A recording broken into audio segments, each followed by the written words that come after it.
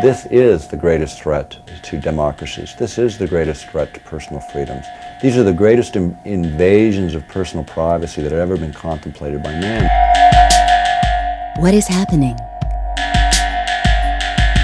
Something is going on. Can you feel the way?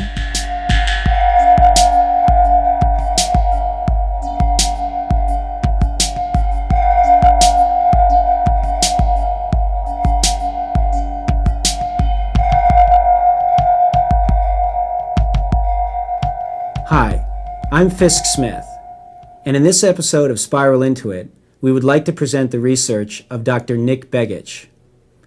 Dr. Nick Begich has done extensive research into secret military technologies that demand public debate and discussion. Although the following research presented in this episode might seem like science fiction to most of you, these technologies are being deployed today. We would like to thank our friends Terry Marmestein and Tim Coleman, who have generously lent us this footage. Ladies and gentlemen, Dr. Nick Begich. HAARP is the High-Frequency Active Auroral Research Project, which is operated by the United States Air Force and Navy. It operates in Alaska. It is a large radio frequency transmitter that's designed to create both offensive and defensive weapons effects.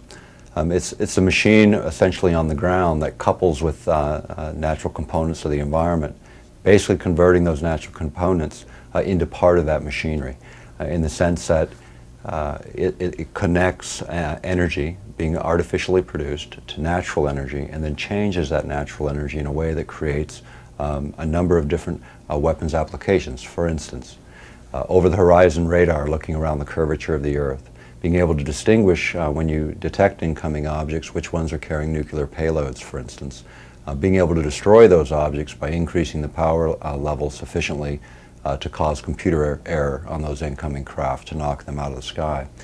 The other things the military points to is the idea of Earth-penetrating tomography, which in plain language means would be comparable to X-raying the Earth or looking into the Earth several kilometers deep.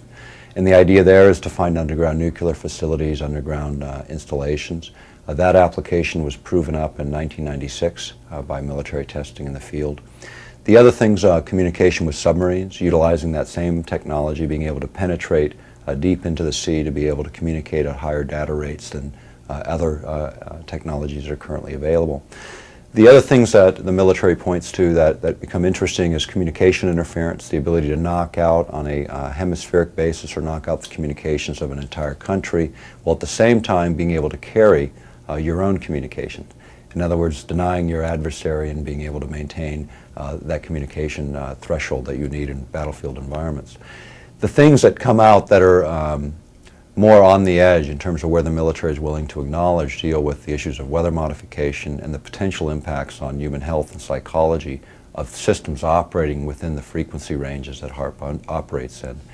The follow-on to the HAARP research done by Dr. Bernard Eastlund, the person responsible for the original patents, he has recently completed a paper for the European Space Agency on weather modification, specifically knocking out tornadoes using HAARP type apparatus. That was presented in Europe in 1998, well received at the end of '98, resulting in a follow-on contract, as well as a more recent paper presented in Houston to a group of representatives including NASA. That was very well received. The issue of weather modification is becoming increasingly important to the military, and HAARP, by virtue of the way it works, has the ability to influence weather patterns in a regional area, which we all know now based on El Nino. And El Nino, that what you do in one area of the world can have tremendous impacts and unpredictable impacts around the planet. So it's one of the main areas of concern. The thing that also has happened is in terms of one of the Russian techniques was a virus that they developed, and this was written in a magazine called Perimeters, which is the U.S. Army War College's publication. And they had done an extensive review of Russian research. In fact, we cite all of this in our current work.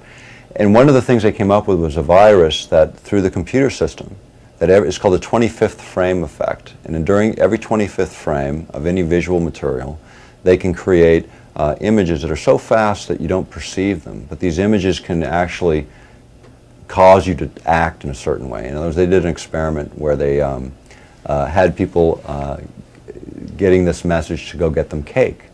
and they wanted to test it. And so people from all over this building start showing up with cake to this one office, not understanding why they were doing it. That has been proven to be possible, and when you think about the interconnectedness of the internet as an example, and as a delivery system for this technology. In fact, the virus, the Russians tagged with the name, the virus is called 666, which is just bizarre. I mean, from a religious perspective, you go, wait a minute, you know, this is a little unusual. How do they get that number? And I have no idea whether they did it as sort of a stab at the rest of the world, or whether it just happened to come up as the next number in the sequence of events. But the idea that this technology exists and that it's cited in very credible literature is our area of concern, because when the debate begins and people think about these technologies being used, this is the greatest threat to democracies. This is the greatest threat to personal freedoms. These are the greatest invasions of personal privacy that have ever been contemplated by man. The idea of affecting people at an energetic level instead of just ripping through tissue is more destructive. I mean, we're energy, atoms, molecules, and then body. We're affecting things at a very base level that affects the entire living system, the entire living organism, in an undetectable way. And therein lies the danger, because these systems can be deployed without our knowledge, and they're not so sophisticated that terrorist organizations couldn't also create them. I mean, could you imagine an electromagnetic pulse weapon being driven down Wall Street and knocking out all of the computers dealing with the financial systems of the world?